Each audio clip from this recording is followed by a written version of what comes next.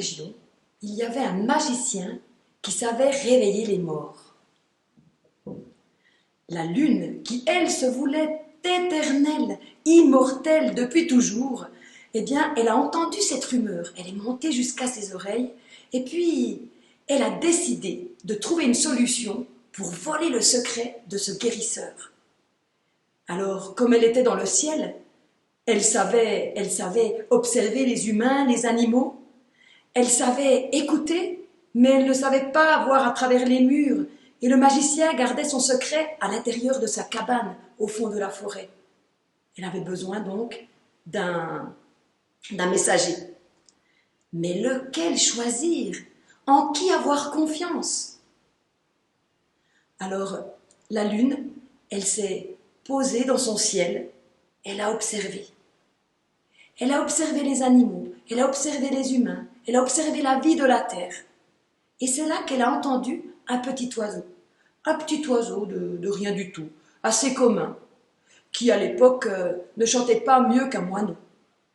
Ce petit oiseau, tous les soirs, elle l'avait remarqué parce qu'il faisait des jérémiades.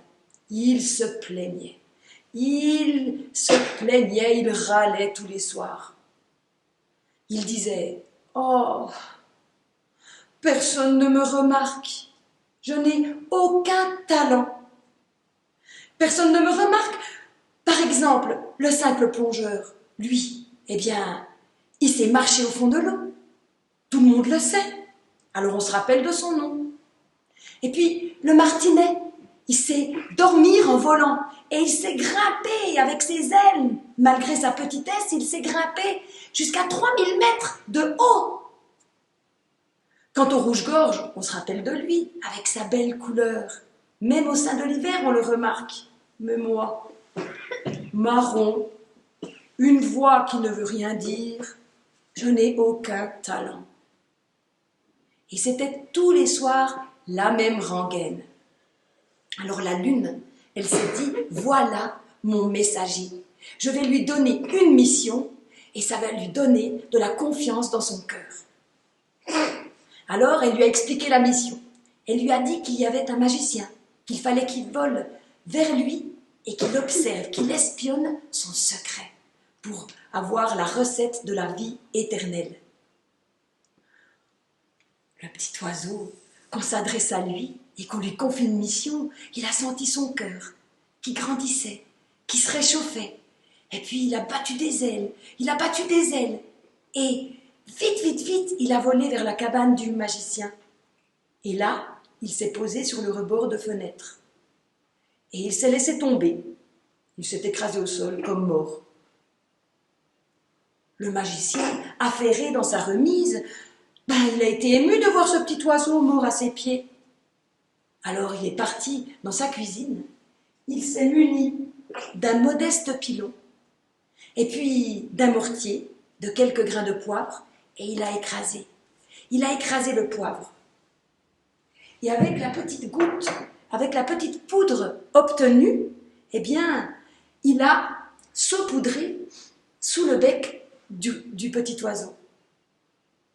Le petit oiseau, je ne sais pas si vous connaissez l'effet du poivre quand on l'a sous le nez, mais le petit oiseau, ça lui a piqué le nez, ça lui a retroussé le bec et il a éternué violemment. Ça l'a réveillé. Alors aussitôt, eh bien, il a pris le chemin en sens inverse et puis il a volé jusqu'à la tombée de la nuit pour rejoindre la lune.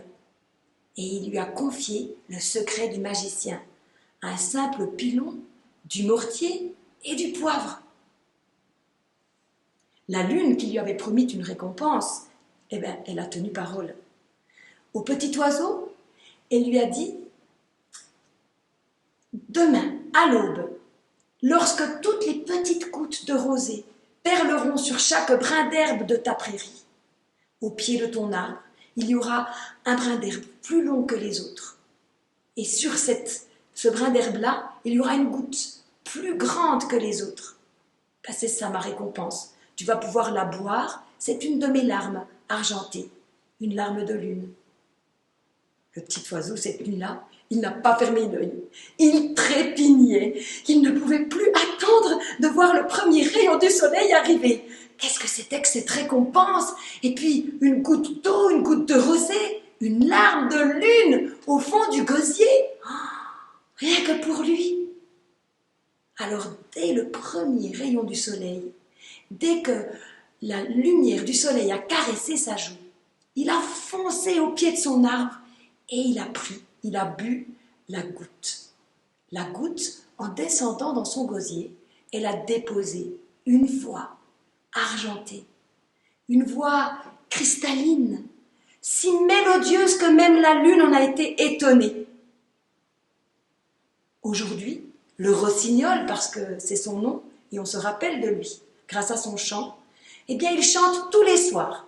Tous les soirs, il chante, certainement pour remercier la lune de ce magnifique cadeau, pour lui avoir offert la découverte de son talent et lui avoir donné de la confiance dans son cœur. Mais ce que l'histoire ne raconte pas, c'est qu'au milieu de ce chant puissant et mélodieux, eh bien il y a un raclement, peu mélodieux lui, qui apparaît de temps en temps. C'est certainement un reste de l'éternuement que le poivre a provoqué chez le magicien.